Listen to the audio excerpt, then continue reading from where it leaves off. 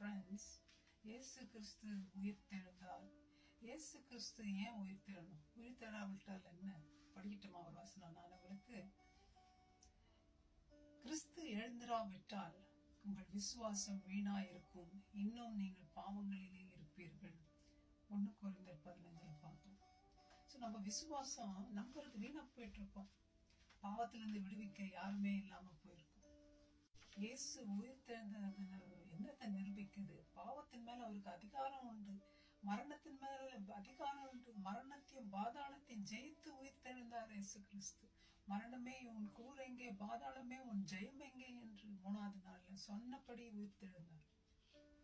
இயேசு கிறிஸ்து நம் மேல எதிரடையாகவும் கட்டளையாகவும் நமக்கு விரோதமாகவும் இருந்த கையெழுத்தை குலைத்து நம்ம அதை நடுவில் இராதபடிக்கு எடுத்து சிலுவையின் மேல் ஆணி அடித்து துரைத்தனங்களையும் அதிகாரங்களையும் உரிந்து கொண்டு வெளியரங்கமான கோலமாக்கி அவைகளின் மேல் சிலுவையிலே வெற்றி சிறந்தார்.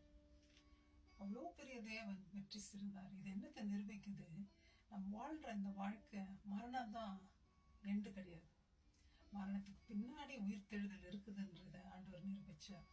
பாவத்தை ஜெயிக்க உயிர்த்தெழுதல் மாத்திரம் போதாதுங்க. அந்த பாவத்தை எல்லாம் தம் மேல சுமந்து மறிக்கணும். மறித்த பிறகுதான் உயிர்த்தெழுந்தார் இயேசு கிறிஸ்து. பாவத்துக்கு ஒரு முடிவு கட்டினாரு.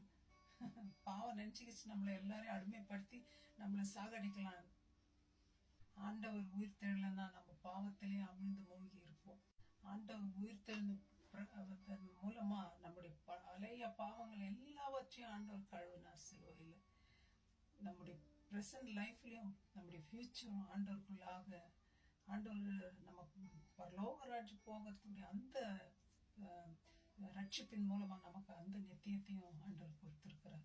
நம்ம ஃபியூச்சர், நம்முடைய எதிர்காலம் ஆண்டவர் கையில எப்படி இருக்கு? சேஃபா இருக்கு. இயேசு எல்லாரும் செத்தவங்க எல்லாம் பார்த்தீங்கன்னா கல்லறையில தான் இருப்பாங்க. போய் அவங்கள நம்ம பார்ப்போம். ஆனா இயேசுவின் கல்லறையில இயேசு இல்லை. அங்க துதித்து ஆண்டவரை உயர்த்தி பாடிக்கொண்டிருக்கிறாங்க. அது இருக்கு. இன்னும் ஆண்டவருடைய கல்லறை திறந்து இருக்கு. ஆண்டவர் உயிர்த்தெழுந்து 500க்கும் மேற்பட்டவர்களுக்கு தரிசனத்தை இருக்கிறார். அவர் உயிர்த்தெழுந்ததை கண்டு இருக்கிறாங்க இந்த மக்கள் எல்லாம்.